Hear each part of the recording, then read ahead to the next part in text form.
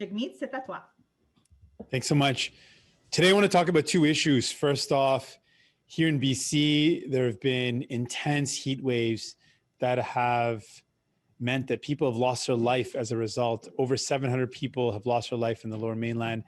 That number might increase. It's been devastating. And it really highlights how the climate crisis isn't a distant worry.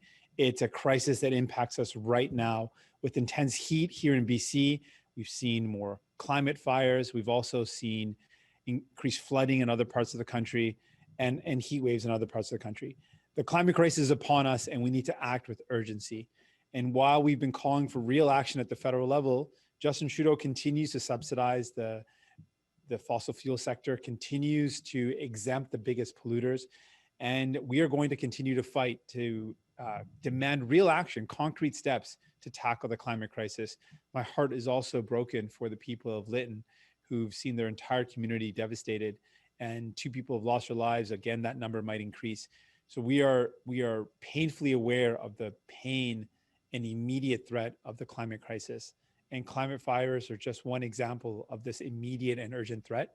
And we need immediate action to respond to this crisis. So we'll continue to ramp up the pressure at the federal level to demand action to fight the climate crisis. In the recovery, there's an opportunity for us to create good jobs, to reduce emissions and fight the climate crisis. And we'll continue to raise our voice to push for those concrete steps. Second thing I want to talk about today is that we are still dealing with this pandemic. And there are a lot of sectors that are still deeply impacted.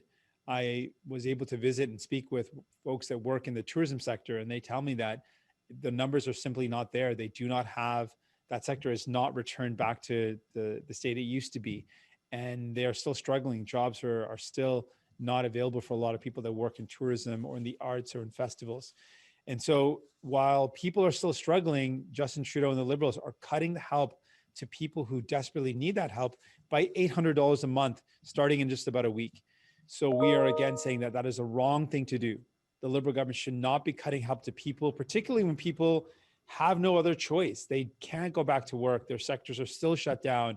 Service sectors are still not open to the full extent. So jobs are still not available for a lot of people. And the contrast is we look at the Liberals and they have allowed wealthy, large corporations to take public money and to lay off workers, to take public money and pay out their shareholders. So while large corporations have taken public money and have misused it, the Liberals do nothing. But for workers, for people that can't go back to work, he's cutting their help by $800 a month. And that's wrong. Those are 2 points I wanted to raise today before I open up to questions. Donc, 2 enjeux aujourd'hui, je veux souligner. Premièrement, c'est la crise climatique et comment la crise climatique frappe fort à travers le pays, mais en particulier ici en Colombie-Britannique. Récemment, on a des canicules où plus de 700 personnes sont mortes à cause de la canicule. Et c'est vraiment une urgence, une crise, et on doit prendre des mesures immédiates pour faire face à la crise climatique. Justin Trudeau continue d'exempter les grands pollueurs et c'est inacceptable quand on a vu que la crise climatique, c'est une crise de maintenant. Aussi, mon cœur brise pour la communauté de Lytton où toute la communauté a été détruite par une feu causé par la crise climatique. Donc, on doit agir, on doit aider les communautés et on doit faire face à la crise climatique immédiatement. Deuxièmement, je veux parler de le fait que le gouvernement libéral et Justin Trudeau vont couper l'aide aux gens qui en ont besoin de $800 par mois dans une semaine. Et c'est inacceptable de faire ça parce qu'on est toujours dans une pandémie et on sait qu'il y a plusieurs secteurs comme le secteur touristique, comme le secteur de services où on n'est pas toujours ouvrir, il y a toujours des problèmes et il y a toujours un manque des emplois dans ce secteur. Pour les artistes, pour les gens qui travaillent avec les festivals, c'est toujours un grand problème. Donc, on exige le gouvernement de ne pas couper l'aide aux gens qui en ont besoin. Et aussi, on veut montrer le contraste que le gouvernement libéral, au lieu de couper l'aide aux gens, doit s'assurer que les grandes compagnies qui ont reçu l'argent public, qui ont rembourser leurs actionnaires. C'est eux, ces compagnies qui doivent payer le juste part. C'est ces compagnies qui doivent repayer l'argent public. Donc, le gouvernement libéral laisse faire les grandes compagnies qui ont reçu l'argent public, qui continuent de donner l'argent aux actionnaires et ils coupent l'aide aux gens qui en ont besoin. Donc, ça, c'est un grand problème. Et encore, on exige du gouvernement libéral de ne pas couper l'aide aux gens qui en ont besoin. Merci, thank you. And with that, I'm ready for your questions. Je suis prêt pour vos questions. Thank you. Merci, thank you very much. So I would like to invite members of the media to please use the raise hand function at the bottom of the page to ask a question and follow up. J'aimerais ça inviter les membres des médias. Veuillez s'il vous plaît utiliser la fonction lever la main au bas de la page pour poser votre question et question de suivi. We will go ahead and start with David Aiken with Global News. Please go ahead. Hey, Jagmeet. Good afternoon from Ottawa. Good morning from Ottawa, wherever you may be. Yes. Good afternoon. I'm in Burnaby. Beautiful today. Burnaby. Yes, beautiful Burnaby. I've got a question. Should we have an election towards the end of the summer? And I want to ask you something we asked the PM last week, which is, if you have to make a case to voters, can you describe the ballot issue, the ballot question that you'd like voters, and I'm thinking particularly voters in some Surrey ridings, some Coquitlam ridings where it's a Liberal NDP battle, downtown Toronto, Davenport, Toronto, Danforth, the ridings where you could really take some seats from some Liberals. What's the ballot question for English voters? And is there one that might be a little different for voters in Quebec? Certainly, I really appreciate the question. I want to say, first off, Joe, just a bit of context. I don't believe that an election is a foregone conclusion. I think it would be unnecessary and still irresponsible to do, given we are still dealing with the pandemic, given that we are not past it yet. And not only do we need to make sure that everyone's vaccinated, but we need to give it some time to make sure that once everyone's vaccinated, the numbers are down and stay down. So I don't believe that it's the right thing to do. But to your point, I think the question is going to come down to who's in it for me, who's going to fight for me, who has fought for me, and who has delivered the help that I need. When I look at the pandemic, New Democrats have shown time and time again, when people were down and out, when they needed help, we were there for them. And so the question that people should ask, and I think are asking, who's going to fight for me? When times are tough, when we need help, who's going to fight for me? We were able to increase the wage subsidy. We knew that 10%, as the Liberals introduced it, wasn't good enough. So we fought to increase it to 75%. We doubled the CERB to make sure people had enough money to put food on the table to pay their rent. We fought to make sure students got direct financial support. And we fought to bring in paid sick leave at the federal level, albeit the Liberals didn't manage that as well as it could have been, but we still were able to help millions of Canadians. And so that's going to be the question. Who's going to fight for you? And who's on your side? We've seen the Liberals vote against pharmacare. The Conservatives joined them. They voted against taxing the ultra-rich, and they voted against getting profit out of long-term care. In all these incidents, the Liberals and the Conservatives chose to side with the ultra-rich and the powerful against people, hurting people. And that's the question. Who's in it for you? Who's on your side? You Democrats have shown we have fought for you, and we will continue to do so.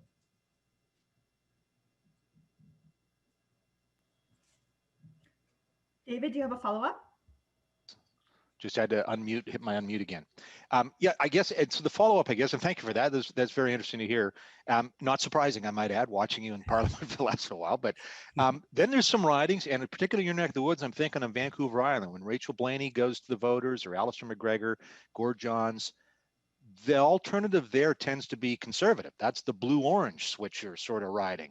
So when they campaign and they have to confront a voter which is thinking, well, maybe I vote for Aaron O'Toole instead of for Jagmeet Singh, what does a New Democrat say to that kind of voter where the choice is more blue-orange?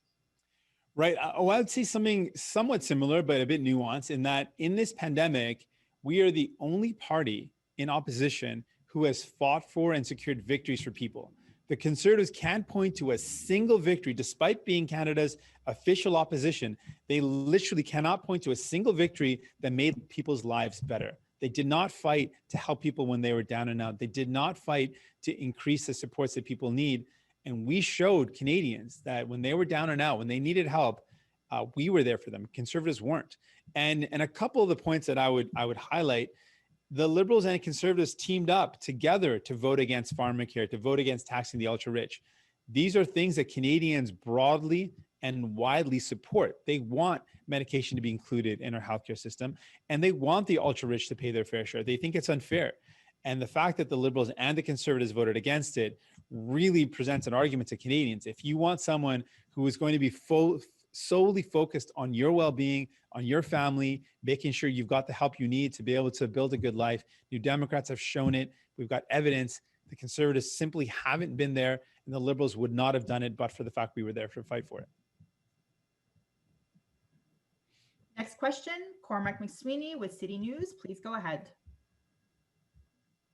Hello, Mr. Singh. Just wondering, there's a lot of talk of the border right now. The quarantine measures for travelers, both Canadian and select foreign nationals who are coming here for essential purposes, will no longer have to quarantine. The Prime Minister asked moments ago about what the next steps will be, when we can see restrictions lifted with the U.S. border or all international ports of entry. Not really giving any more insight than he had in the past as to what we can expect, given the fact that, the tourism sector employs tens of thousands of people across the country.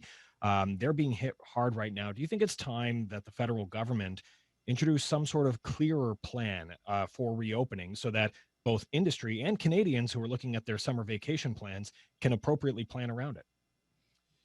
Quick answer, yes, absolutely. I think one of the biggest problems we've seen in this pandemic with the Liberal government is they've not been very clear with what the next steps are going to be. They were very unclear with the quarantining process, and it was a pretty horrible failure. And I don't take any pleasure in pointing out these failures because I want us to succeed. I want Canada to do well. But it's very clear that the Liberal government and Justin Trudeau have been very ineffective in laying out a clear plan, and they've been very poor at managing the borders. They've were slow to act, and they were not able to put in place an effective quarantine mechanism. Now, with a lot of folks worried about what the next steps are, and a lot of sectors that are hard impacted, particularly as you mentioned, the tourism sector, they need to have some clarity. What can they expect? When will things open up? When can they plan to restaff and to rehire? When can they actually start seeing an opening so that they can get things moving? And Canadians want to know when we can start traveling again. So we need more clarity. We need to know what are the metrics that we need to hit. What level of vaccination do we need to hit before we can consider opening up? Just a clearer plan is absolutely something that Canadians need.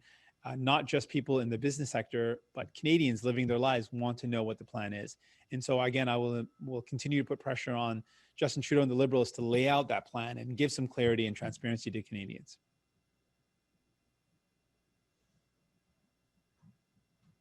Can you hear me okay? Yep. All right, excellent. So the government has, there has been the suggestion that we need to get to 75% of Canadians fully vaccinated before we start to see any major lifting of restrictions. Is that good enough for you, or do you think that number is still, given what we're seeing overseas in places like the UK and Israel, where they have had very high full vaccination rates, and yet we're still seeing the Delta variant or potentially other variants, who knows what might happen in the future, causing problems like outbreaks in those countries? So is 75% enough for you, or would you like to see more restrictions last longer after that point? What's your take on that? Certainly. Well, I'm guided by a couple of things on this. One, of course, is always the public health expertise. We need to follow that expertise and also learn from what's happening around the world. With the recent examples that you pointed out, it should give us some pause in terms of what an opening should look like. It also should give the Liberal government some pause when it comes to discussions around an election, given that even with some vaccination, we should, again, be careful. So I think that we need to see more clarity. That's really what Canadians want to know. What is the plan? What level of vaccination and what metrics we need to follow? What case counts we need to see before we can see more openings? What Canadians are lacking, what they've lacked throughout this, is really a clear vision of what needs to happen before things open up. When will things open up more? And laying out that plan is something the Liberals have been really poor at doing. And Canadians want to know and deserve to know what the plan is with more details. Again, always following public health guidelines and the expert advice. But Canadians need to have more detailed plans put forward to lay out what will be the next steps. Prochaine question, Boris Proulx avec Le Devoir, c'est à vous. Bonjour, M. Singh. Bonjour. Sénat, le leader du gouvernement au Sénat a demandé aux sénateurs de peut-être se réunir de nouveau en fin juillet pour adopter le projet de loi C6 sur les thérapies de conversion. J'aimerais savoir si vous, quelle est votre perspective là-dessus et quel serait votre message pour les sénateurs? Ma message clair, c'est le Sénat ne doit pas arrêter les projets de loi qui étaient adoptés par le Parlement, en particulier les projets de loi qui étaient adoptés avec une grande majorité des députés. Donc, avec la thérapie conversion, c'est clair que c'est une thérapie qui est inacceptable, qui blesse les gens et doit être interdit. Et ce projet de loi doit passer. Donc, le Sénat ne doit pas créer une entache, une barrière pour les projets de loi qui étaient adoptés par le Parlement, par la Chambre des communs. Et comme vous savez, c'est exactement pourquoi je m'oppose au Sénat, parce que c'est une institution qui blesse la démocratie et crée des problèmes pour des projets de loi qui étaient adoptés par le Parlement, qui sont importants et que le Sénat empêche. Merci. Et toujours sur le même sujet, il semble que pour C10, sur la radiodiffusion, il soit déjà trop tard ou trop compliqué pour le Sénat de revenir. Est-ce que selon vous, ce sont d'autres preuves que le Sénat doit être aboli? Bien sûr, un autre exemple clair, on a déjà montré à plusieurs reprises, comment le Sénat ne fonctionne pas. Et on a des exemples comme la déclaration des Nations Unies sur les droits des peuples autochtones, qui était adoptée par le Parlement avec une grande majorité des gens dans le passé, et puis le Sénat a effectivement bloqué le passage. C'est maintenant des bonnes nouvelles que maintenant le projet de loi est passé, mais ce n'était pas nécessaire d'avoir trop de temps comme on a vu parce que le Sénat a créé des barrières. Avec C10, c'est important de noter que le gouvernement libéral a mal géré ce dossier. Depuis le début de ce dossier, le gouvernement libéral a mal géré ce dossier avec des mauvaises communications. C'est clair que les entreprises internationales doivent payer le juste prix. Et Netflix, Google, Facebook et les autres radiodiffuseurs dans une façon, les médias sociaux, ne paient pas le juste part. Et c'est inacceptable. Et c'était une façon de régler ça, mais le gouvernement libéral a mal géré ce dossier. Et à cause de ça, on est dans cette situation maintenant. Merci, thank you very much. Alors, je vais juste voir encore une dernière fois. Je vais faire appel. Si vous avez une question, veuillez s'il vous plaît utiliser la fonction lever la main au bas de la page. I'm just going to make a last call for questions. If you have a question, to please use the raise hand function at the bottom of the page. Je ne vois plus de questions. I see no more questions. So this will conclude our press conference. Ceci conclut notre conférence de presse. Merci beaucoup. Thank you very much. Merci, thank you.